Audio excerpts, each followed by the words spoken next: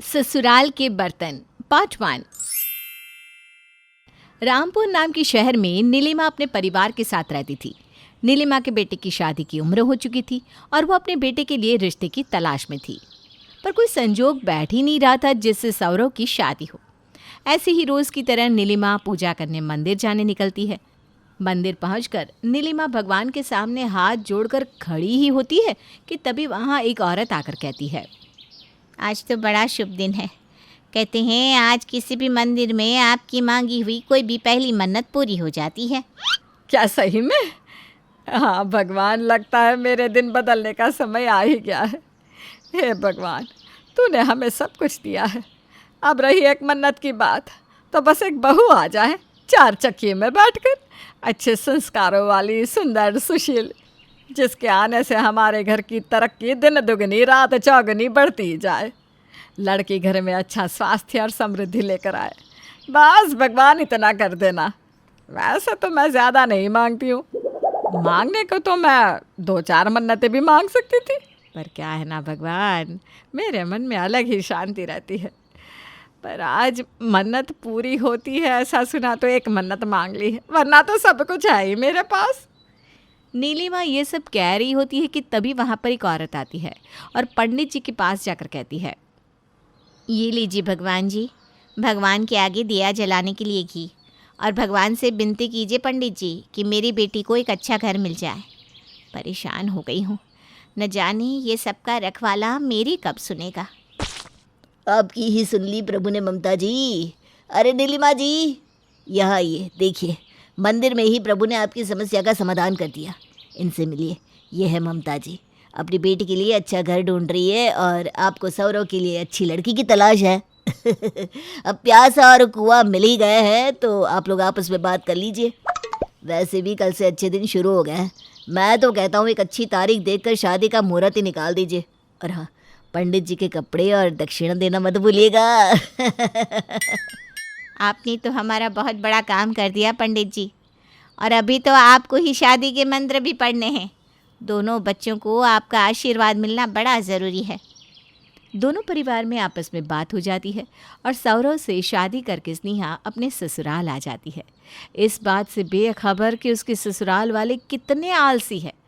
अच्छी बहू की तरह स्नेहा सभी के लिए खाना बनाने रसोई में जा ही रही होती है, तभी उसकी सास के साथ बैठी उसकी पड़ोसन सुषमा कहती है, तेरी भी बहू घर आ गई, तब तो मानना पड़ेगा, रिश्ते ढूंढना इतना भी मुश्किल नहीं है। क्यों आंटी जी, आप ऐसा क्यों कह रही हैं?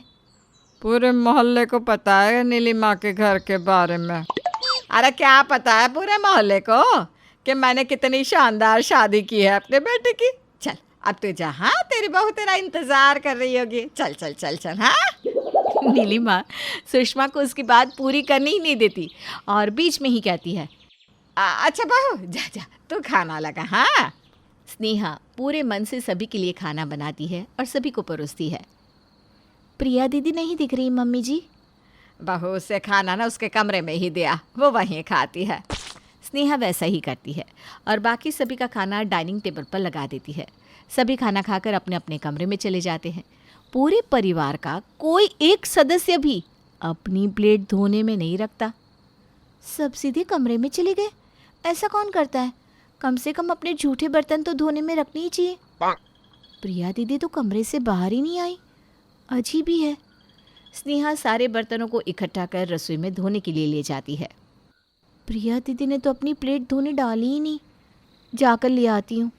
स्नेहा प्रिया के कमरे में जाती है जहाँ वो अपना फ़ोन चला रही थी। स्नेहा इधर उधर प्लेट दिखती है लेकिन उसे खाने की प्लेट कहीं नहीं दिखती। दीदी, आपकी खाने की प्लेट कहाँ गई?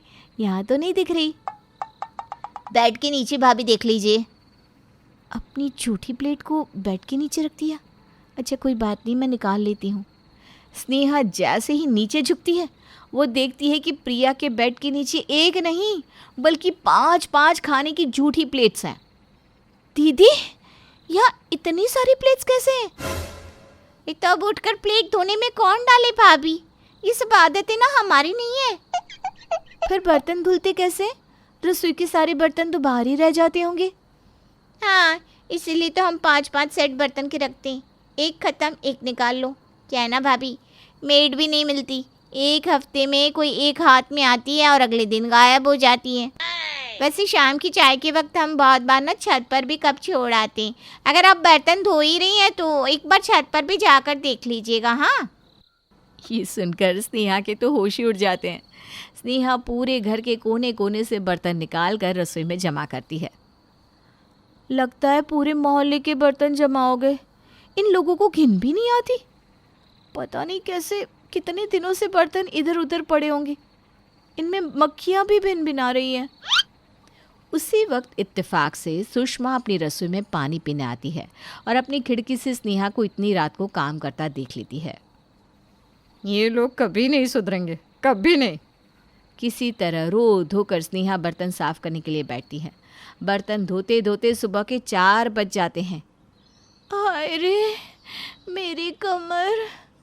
थकी हारी स्नेहा सुबह के 4 बजे सोने जाती है और 6 बजे अलार्म के साथ उसे उठना पड़ता है। स्नेहा चाय दो ना। स्नेहा फौरन रसोई में जाकर अपने पति के साथ साथ सभी के लिए चाय बनाती है और सभी को चाय देते हुए अपने पति को भी बेड पर पीने के लिए चाय का कप देती है। सौरव चाय पीकर बेड के बगल के ड्रॉअर के ऊपर ही कप रख देता है और बाथरूम में चला जाता है। स्नेहा उस कप को लेकर जैसे ही हॉल में जाती है तो देखती है कि हॉल की खिड़कियों पर एक लाइन से ग्लास रखे हुए हैं। अभी रात को ही तो मैं सारे बर्तन धोकर गई थी, फिर से यहाँ इतनी लंबी लाइन ग्लास की कैसे लग गई। तभी वो देखती है कि उसके ससुर जी फिर से रसोई से एक नया कप लाकर उसमें चाय पी रहे हैं। अभी तो ससुर जी को मैंने दूसरे कप में चाय दी थी, फिर ये चाय पीने के लिए उन्होंने 2 ही मिनट में नया कप ले लिया। ऐसे तो बर्तन धोते धोते मैं पागल हो जाऊंगी। ऊपर से सारे बर्तनों को लाइन में ऐसे लगा दिया है मानो यहीं से एक ट्रेन निकलने वाली हो। सुबह का सारा काम निपटाकर जैसे ही स्नेहा नहाने जाती है तो वो देखती है कि बाथरूम के बाथटब के पास भी एक कप रखा हुआ है। ये तो हद ही हो गई। अगर मैं चुप रही तो ये लोग अपनी आदतों से बाज ही नहीं आएंगे। पर मैं करूँ तो क्या करूँ? कुछ कहा तो सब कहेंगे 2 दिन हुए नहीं बहू को आए और सास ससुर भारी लगने लग गए। याद आया, सुषमा आंटी अब वही कुछ मदद कर सकती है मेरी। स्नेहा रसोई में बर्तन धोते हुए खिड़की से पड़ोसन सुषमा से कहती है, आंटी आप उस दिन क्या कहना चाह रही थी? बेटा वो क्या? और अब सुषमा जी स्नेहा को बताती है जो सुनते सुनते उसके तो होश ही उड़ जाते हैं। उसे पता चलता है कि उसके साथ बहुत बड़ा धोखा हुआ था। पर ऐसा क्या हुआ था? क्या बताया सुषमा ने आखिर स्नेहा को, और कैसे फिर से वो इस मसले का निवारण करती है? ये जानने के लिए मिलते हैं नेक्स्ट पार्ट में।